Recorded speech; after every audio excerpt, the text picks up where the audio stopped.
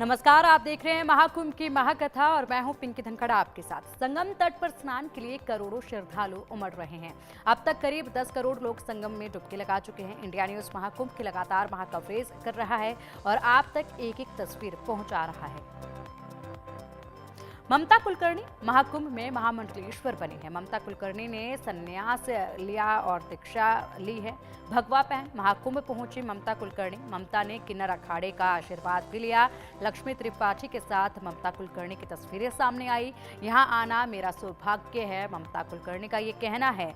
किन्नर अखाड़े में महामंडलेश्वर होंगी। अब ममता नंदगिरी के नाम से जानी जाएंगी और बॉलीवुड अभिनेत्री ममता कुलकर्णी प्रयागराज के महाकुंभ मेले में पहुंची। वो इस दौरान साध्वी के रूप में नजर आई। उनका पूरा गेटअप भगवा में नजर आया। गले में रुद्राक्ष, कंधे पर झोला टांगे वह किन्नर अखाड़े में गई। उन्होंने अखाड़े के आचार्य महामंडलेश्वर डॉक्टर लक्ष्मी नारायण त्रिपाठी से मुलाकात की और उनका आशीर्वाद लिया। इस दौरान ममता कुलकर्णी ने कहा कि यहां आना मेरा सौभाग्य है। ये तस्वीरें आप देखिए, ममता कुलकर्णी जो कि एक छाप छोड़ चुकी हैं बॉलीवुड पर अपनी, और कई फिल्मों में वो नजर आई। बहुत चाहने वाले उनके देखे गए। जब वो फिल्मों में आती थी तो बहुत ही अलग अंदाज में आती थी। आज भी उनकी फिल्मों की चर्चाएं होती हैं और बेहद ही खूबसूरती से उन्होंने अपने किरदार को तमाम फिल्मों में निभाया था। और उसके बाद अब ममता कुलकर्णी को इस कदर साध्वी के रूप में देखना वाकई में लोगों के लिए ये आश्चर्यजनक है। आश्चर्यजनक इसलिए है क्योंकि यहाँ पर ममता कुलकर्णी जो बोल्ड रूप में हमेशा दिखी हैं टेलीविजन स्क्रीन पर, वही ममता कुलकर्णी अब यहाँ पहुँची हैं। भगवा रंग उन्होंने पहना हुआ है। गले में रुद्राक्ष की मालाएं उन्होंने पहनी हुई हैं, माथे पर तिलक लगाया है और इसी के साथ वो यहाँ पहुँची महामंडलेश्वर।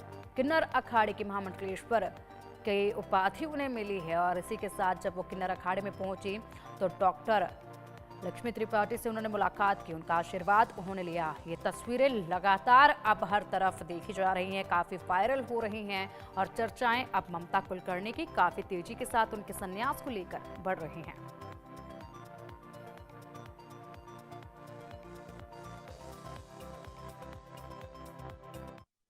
मैं प्रयागराज जा रही हूँ 39 की मौनी अमावस्या का स्नान करने, और आज से 10 दिन तक मैं कल शायद विश्वनाथ मंदिर जा रही हूँ, परसों अयोध्या मंदिर जाऊंगी। फिर मैं अपने पिता का पितृतर्पण करने जा रही हूँ। मैंने 2 साल तपस्या की और मैं अपने डैडी की अंतिम क्रिया के लिए नहीं थी, तो उनका मैं पितृ तर्पण करूँगी इस 10 दिन के अंदर। और 1 फरवरी तक मैं कुंभ मेला में हूँ। तब तक के लिए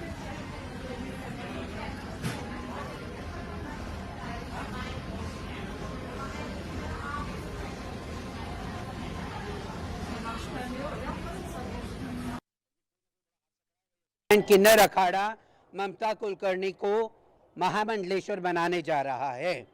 उनका नाम श्री यमाई ममता नंदगिरी रखा गया है।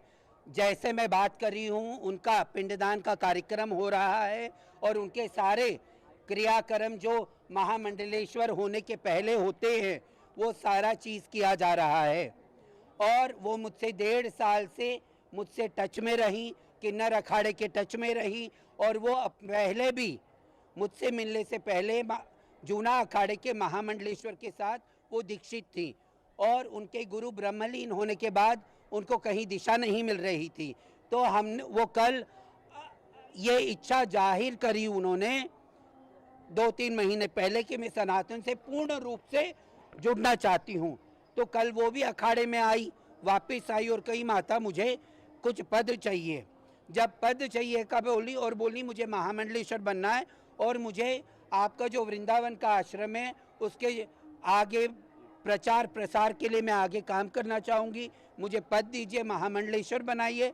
तो हमने सारी शर्तें रखी कि संन्यास लेना पड़ेगा, आपको पूर्ण रूप से आपका दूसरी दुनिया छोड़ के हमारी दुनिया में रहना पड़ेगा। अगर कोई धार्मिक आपको कैरेक्टर मिलता है तो आप कर सकती हो, क्योंकि किसी की कलाकारी में हम रोक नहीं लगाएंगे। सबको जो भी सनातन के ध्वज में आएगा हम उसको आगे लेके चलने का प्रयास करेंगे। तो देखिए तस्वीरें सबसे पहले आपको दिखाई, उसके बाद यहाँ पर लक्ष्मी त्रिपाठी के भी, लक्ष्मी नारायण त्रिपाठी की ये बातें आपने सुनी और इन बातों में उन्होंने स्पष्ट कर दिया है कि यहाँ पर ममता कुलकर्णी अचानक नहीं पहुंची हैं, बल्कि ममता कुलकर्णी पिछले 1-1.5 साल से उनसे संपर्क कर रही थी, उनके संपर्क में थी, लगातार वो इस विषय पर बात कर रही थी। इससे पहले वो जूना अखाड़े में भी गई थी और जूना अखाड़े से भी उन्होंने बहुत ज्ञान प्राप्त किया था। उसके बाद वो लगातार 1.5 साल से उनके संपर्क में रही हैं, तब जाकर वो यहाँ पहुंची हैं। अब उनके पिंडदान को लेकर तमाम जो क्रियाएं होती हैं, साध्वी बनने से पहले, महामंडलेश्वर बनने से पहले जो तमाम क्रियाएं होती हैं वो क्रियाएं कराई जाएंगी। उन क्रियाओं को लेकर तैयारियां जो है अखाड़े में की जा रही है, किन्नर अखाड़े में की जा रही है। और ऐसे में सबसे बड़ी बात ये है कि यहाँ पर ये भी बताया गया है कि ममता कुलकर्णी को अगर आगे जाकर भविष्य में किसी फिल्म में कोई सनातन से जुड़ा किरदार दिया जाता है तो वो इस किरदार को भी निभा सकती हैं, यानी कि अपने फिल्मी दुनिया में काम भी वो बरकरार रख सकती हैं, लेकिन सिर्फ वो किरदार वो निभा सकती हैं जिनसे उनके साध्वी होने पर कोई सवाल ना उठे। ऐसे में उनके काम पर भी कोई रोक नहीं रहेगी। अगर वो यहाँ पर महामंडलेश्वर बन जाती हैं और जिस तरीके से खबरें सामने आ रही हैं, जो क्रियाएं महामंडलेश्वर बनने से पहले होंगी वो पूरी हो जाती हैं, तो उसके बाद भी वो अपना काम जो है फिल्मों में जारी रख सकते हैं। हालांकि काफ़ी लंबे वक्त से वो फिल्मी दुनिया से दूर हैं और अब अचानक से वो जनता के बीच है, एक बार फिर सुर्खियों में है, जिसमें अब वो संन्यास लेने की दिशा में है आगे बढ़ रही। और ऐसे में भगवा रंग पहने, रुद्राक्ष की मालाएं पहने वो नजर आ रही हैं, सनातन को लेकर ज्ञान वो लेती नजर आ रही हैं। हालांकि देखना होगा, क्योंकि बहुत कठिन होता है ये सफ़र। सनातन में जब कोई साध्वी बनता है, कोई साधु बनता है, तो बहुत कठिन सफ़र होता है। पग पग पर बहुत सारी चुनौतियां होती हैं, उन सब चुनौतियों को पार करते हुए ईश्वर तक जाने का एक मार्ग होता है। और ऐसे में किस कदर इस रास्ते पर चलते हुए शिक्षा ग्रहण करेंगे, क्योंकि सबसे पहला जो कदम होता है कभी भी साधु बनने का, साध्वी बनने का, संन्यास लेने का, वो होता है पिंडदान। पिंडदान एक ऐसा क्रिया होती है सनातन में, जब भी कोई संन्यास लेते हैं तो ऐसे में पिंडदान करवाया जाता है। और पिंडदान एक ऐसी क्रिया है जो किसी इंसान के मरने के बाद होती है। ऐसे में ना केवल उस युवक का पिंडदान वो खुद जीते जी करते हैं, बल्कि अपने पूरे परिवार का, अपने चाहने वालों का भी पिंडदान उसी समय कर देते हैं।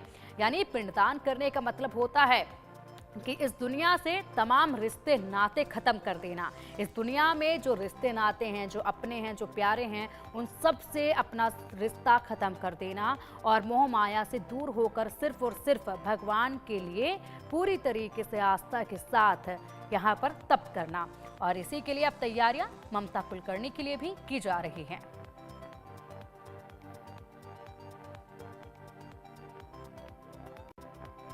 वहीं ग्रीस की लड़की पेनेलोपी और सिद्धार्थ शिव खन्ना के महाकुंभ में शादी होने जा रही है। तकरीबन 9 साल पहले उनकी मुलाकात दिल्ली सिद्धार्थ शिव खन्ना से हुई थी। दोस्ती कुछ समय बाद प्यार में बदल गई। साल भर पहले दोनों की मुलाकात जूना अखाड़े के वरिष्ठ महामंडलेश्वर स्वामी यतीन्द्रानंद गिरी से हुई। पेनेलोपी ने स्वामी यतीन्द्रानंद से दीक्षा ली। महाकुंभ के बारे में जानकारी हुई तो वो यहाँ आ गई और यहीं पर दोनों ने शादी करने की योजना बनाई है।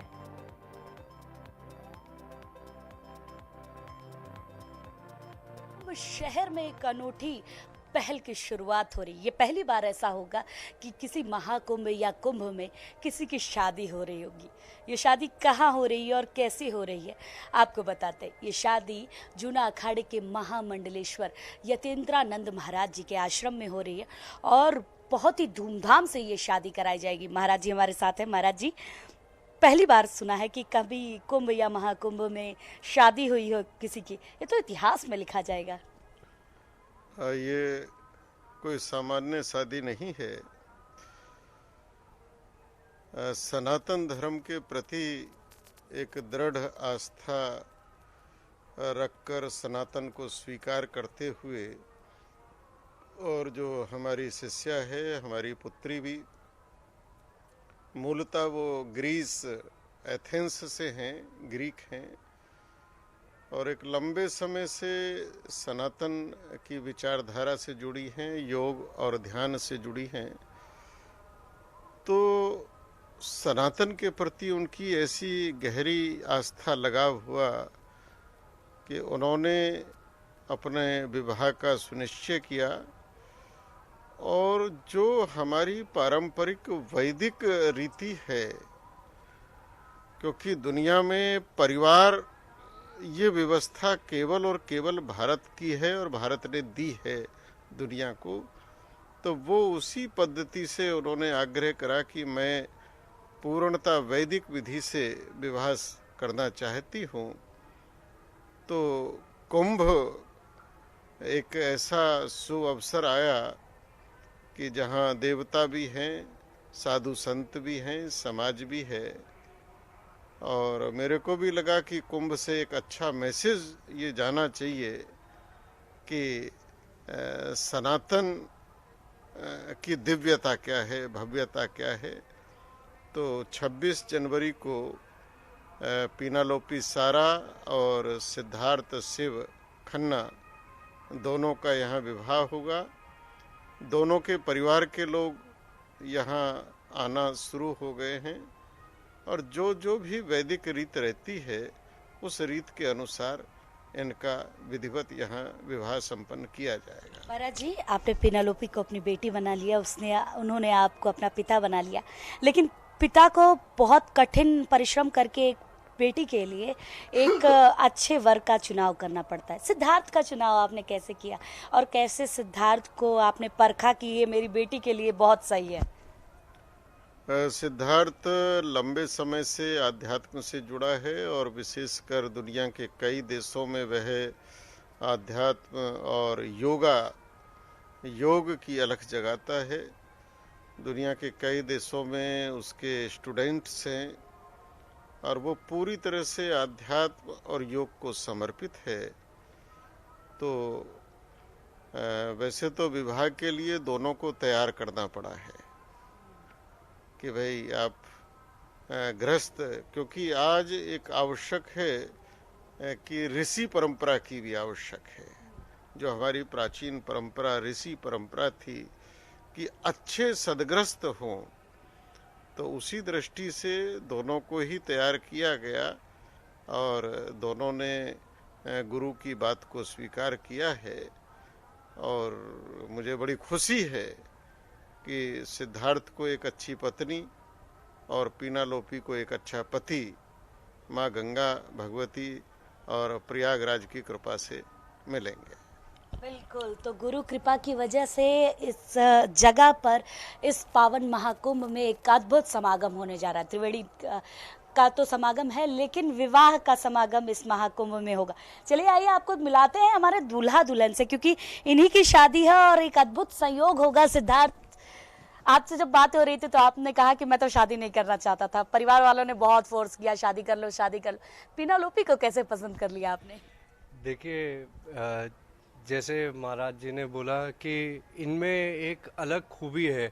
आपको ये नहीं लगेगा इनके साथ रहते हुए कि ये और कहीं से है, ग्रीक है, क्या है। ये एकदम भारतीयता को अपने अंदर समेटे हुए हैं।